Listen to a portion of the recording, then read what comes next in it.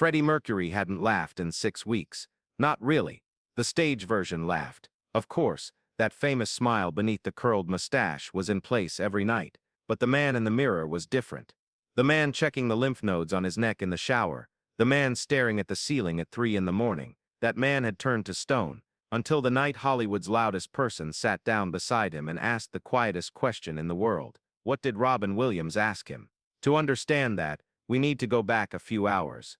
Autumn, 1987. Los Angeles still smelled like summer. Freddie Mercury in those days was a man who held the world in the palm of his hand, at least from the outside looking in.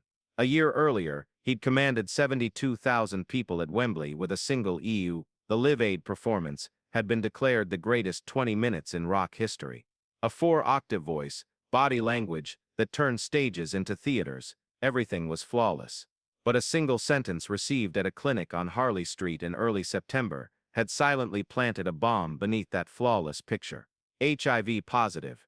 In 1987, that diagnosis was synonymous with a death sentence. There was no effective treatment yet, and the world branded those who carried the disease not just as sick, but with a moral judgment. Freddie hadn't told anyone. Not Jim Hutton, not even the man he shared a bed with every night, not Mary Austin, the woman of his life. Not Brian May, not Roger Taylor, the people he'd shared a stage with for 20 years. He was carrying this secret alone, and the weight of it was pulling his shoulders a little further down with each passing day. An outsider wouldn't have noticed a thing. He was still going to parties, still spending hours in the studio, but his inner circle had begun to see the small things. He used to work 5 or 6 hours straight. Now he said he was tired after 2. He used to be the last one to leave a party. Now he left early. Peter Freestone, his personal assistant for many years, described that period like this. His smile was the same, but his eyes were different, as if his body was here but his mind was somewhere very far away. Every time I asked, "Are you all right?" he gave the same answer. "Darling, I'm wonderful," but he wasn't. Nothing was the way it used to be. Across the Pacific a few hours away, a completely different life, but strangely the same story was unfolding. It wouldn't be an exaggeration to say Robin Williams was the most beloved man in America in 1987. Good Morning Vietnam was about to break box office records. His stand-up tours sold out the day tickets went on sale. His brain was like a machine that could generate 10 jokes per second, create a new character at any moment, mimic any accent. But machines break down too, sometimes.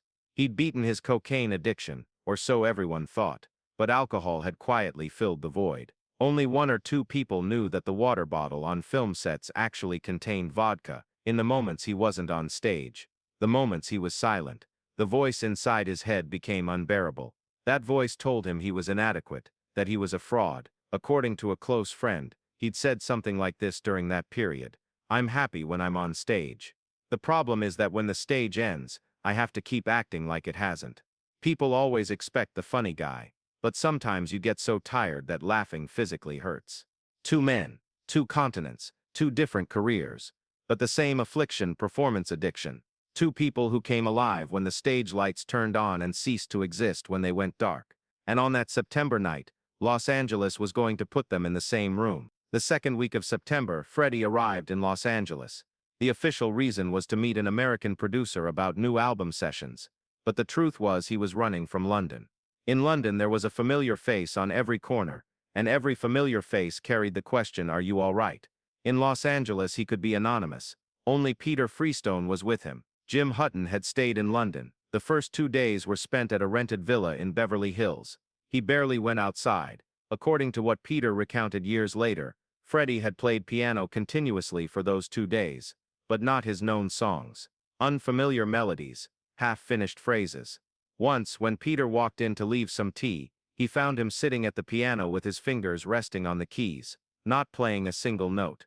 He had no idea how long he'd been sitting like that. Hold on to that detail. It's a piece you'll need to understand why that night mattered. Robin Williams, meanwhile, was running at an entirely different pace that week.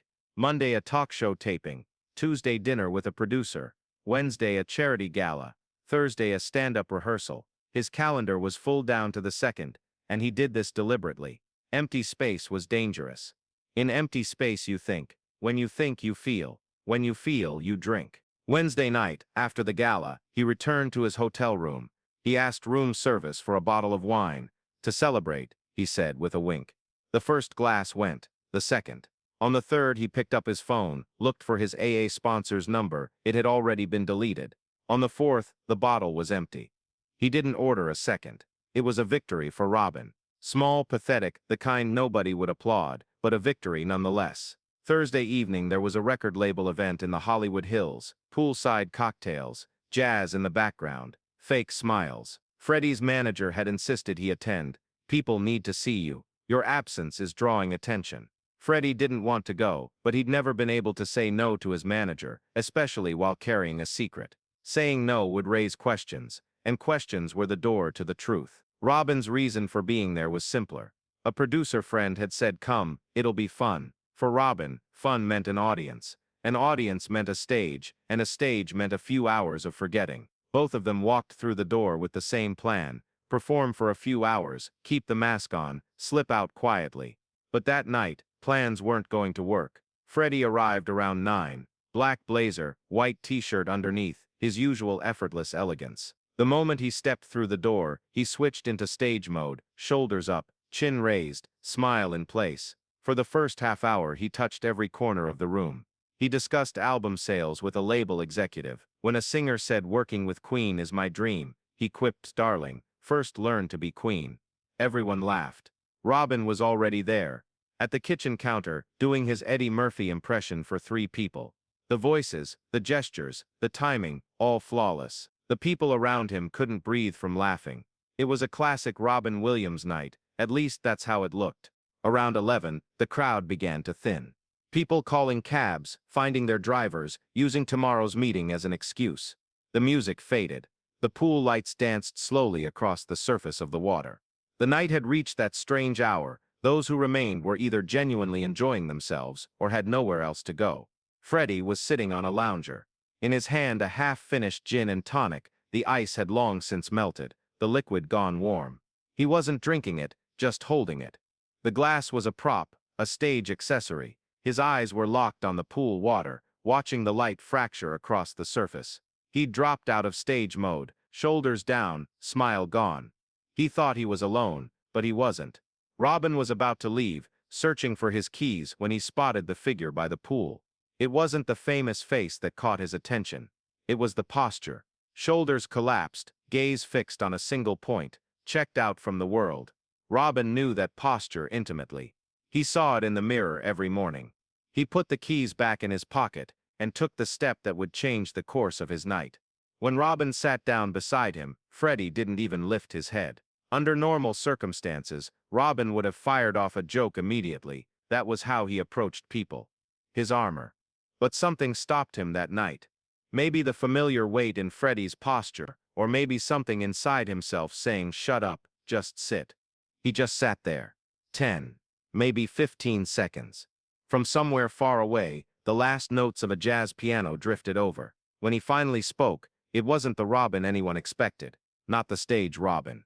"Nice party, right?" he said in an ordinary voice. "I mean, everyone's acting like it is." Freddie turned his head. What he saw wasn't the hyperactive man from the talk shows, but someone with tired eyes, calm, almost shy. "Are you running too?" said Freddie. There was humor in his voice, but a real question hidden beneath it. Robin answered with a short, low laugh. "Me, I'm a professional runaway. Been running for 35 years, I'm a master at it by now."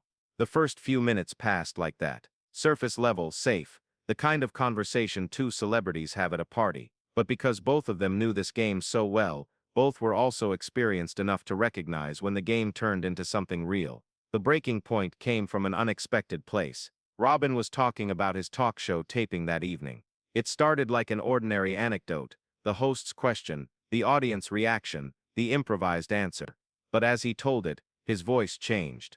His smile faded. "You know," he said, looking at the water, "there was a moment on stage tonight.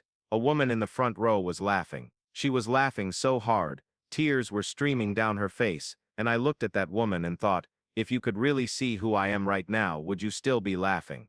Freddie said nothing, but his back straightened slightly. His gaze left the pool and turned to Robin. "Stage is a strange place," Robin said. "You can be the loneliest person in the world in the most crowded place in the world. 3,000 people are applauding you, but none of them are applauding you. They're applauding the performance. The mask, and every night you pray you never have to take that mask off, because if they saw what's underneath, he didn't finish the sentence. He waved his hand in the air, as if tossing the rest of it into the night, and in that moment, something changed in Freddie's face. Those who would later try to describe it used different words: cracking, unraveling, breaking. But perhaps the most accurate was recognition. He didn't just know the end of Robin's unfinished sentence, he was living it. If they saw what's underneath, they'd run, said Freddie. His voice was low, almost a whisper. I know that, because even I'm running. Two men looked at each other, no stage lights, no cameras, no audience, just two pairs of tired eyes. How long? Asked Robin. A simple question. 2 words. But the meaning it carried that night was far heavier. It meant, how long have you been running? It meant, how long have you been alone? It meant, how long have you been in pain? Freddie took a deep breath. His chest filled, then emptied. He didn't speak for a long time. A car horn sounded in the distance. The night sounds of Los Angeles, faraway sirens, palm leaves in the wind, Hollywood's never-ending murmur. Then he began to talk, exactly what he said. Nobody knows for certain. There was no third person by the pool that night. But in the years that followed, from the fragments Robin shared with his closest friends, from the clues Freddie left with his inner circle, a picture formed. And that picture is the only window we have into what two legends lived through that night. He didn't say the diagnosis directly, not right away at least, but he circled around it. He talked about losing trust in his own body, about how he used to feel invincible when he took the stage, but now wondered after every performance, was that the last one? About how something once believed to be infinite had suddenly become profoundly finite. Robin listened. Suppressing the comedy reflex, leaving space rather than filling it, he simply listened. Silence was Robin's greatest enemy. In silence came thoughts, with thoughts came pain, with pain came the need to drink. But that night silence felt different. Being silent next to Freddie was less frightening than facing his own silence. Freddie paused at one point. His eyes glistened, but he wasn't crying. He was on that fragile edge, one step from the abyss. Robin reached out his hand. He didn't place it on his shoulder, didn't hold him, didn't do anything. He simply rested it on the edge of the lounger between them. Within reach, a hand that said, I'm here if you need me. And then Robin did perhaps the most important thing he did all night.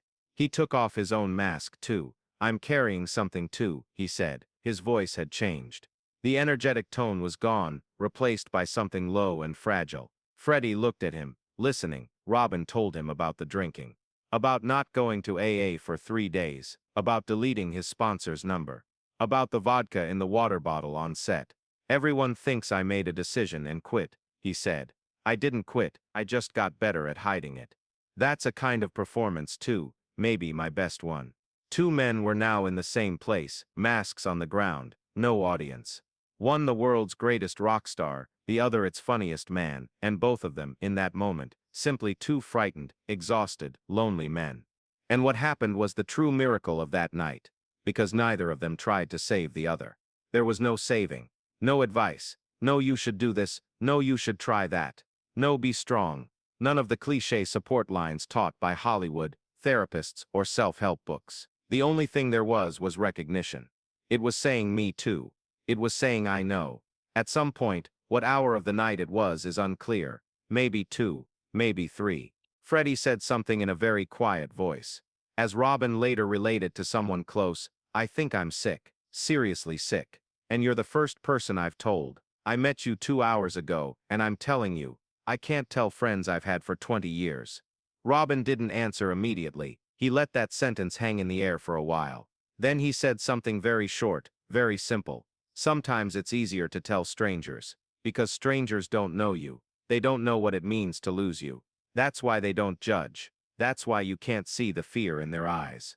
Freddie nodded, slowly, heavily, and for the first time that night, perhaps for the first time in 6 weeks, he truly laughed. A short, solid laugh from deep in his chest. What did he laugh at? Did Robin say something? Was it the absurdity of the situation? Nobody knows. But that laugh, that briefest of moments, was the moment something shifted. They talked through the night. About music. About film. About the stage. About loneliness. About the fear of death. About the joy of living. At one point, Robin told an old stand-up story, the first night he ever went on stage. His legs were shaking, his stomach was churning, and just as he was about to walk out, the comedian behind him said, "Buddy, if you're gonna puke towards the mic, at least it'll be funny." Freddie laughed, Robin laughed, both of them laughed. A real laugh, not hiding behind masks, not performing. Just before dawn broke, as the sky turned that strange navy gray, they both fell silent at the same moment. Everything that needed saying had been said, or at least as much as could be said in one night. The pool water had gone still, the wind had dropped. Robin stood up. "You know," he said with a faint smile, "I've been making people laugh for 35 years. Tonight I sat with a man for 6 hours and barely laughed at all, and I haven't felt this good in a long time." Freddie stood too. They didn't hug, neither of them was the type. They didn't shake hands, too formal. Freddie simply gave a slight bow of his head, with that theatrical grace so uniquely his, but this time carrying no irony whatsoever. "Darling," he said, "you're actually a very good listener. Don't mention that on stage, you'll lose your job." Robin laughed, a real deep laugh. "And you," he said, "might be the world's greatest frontman, but your real talent isn't singing. It's sitting in a room and completely disarming someone." Freddie smiled, but it wasn't the big showy smile meant for 70,000 people. It was small, quiet, almost bashful. The smile of a person who feels truly seen. They parted. As Robin walked to his car, he turned back for a moment. Freddie was still standing by the pool, watching the color of the sky change. He would stay there for a few more minutes. He was in no hurry, at least not that morning. Did they ever meet again after that night? Nobody knows for certain. Hollywood is like a small town, paths cross, but there's no record of a continuing friendship between them. Maybe that was never the point. That night wasn't the beginning of a friendship, it was a moment in itself. A single night, a single breath, a single me too. A few months later, toward the end of 1987, Freddie Mercury told those closest to him about the diagnosis. First Jim Hutton, then Mary Austin, then his bandmates. To say this was directly connected to that night would be speculation.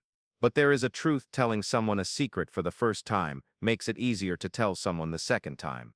The first crack is the hardest, and that crack had opened on a September night beside a swimming pool. He lived 4 more years after the diagnosis. And in those 4 years he made perhaps the bravest music of his career. When recording The Show Must Go On, he could barely stand. When Brian May asked, "Can you do this?" he downed a glass of vodka and said, "Watch me, darling." His voice never surrendered until his very last breath, just like the man himself. Robin Williams went back to treatment after that night. He quit drinking, for a while, then started again, then quit again.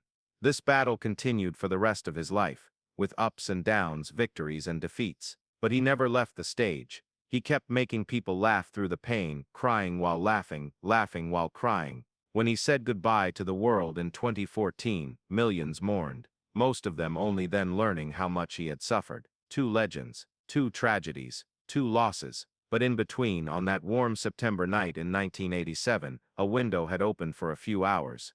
Through that window came neither a great friendship nor a dramatic rescue story. What came through was something far simpler and far more valuable. 2 people telling each other, "You're not alone," not with words, but simply by being there.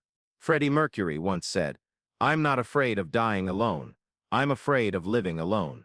In a completely different interview with no connection whatsoever, Robin Williams said nearly the same thing.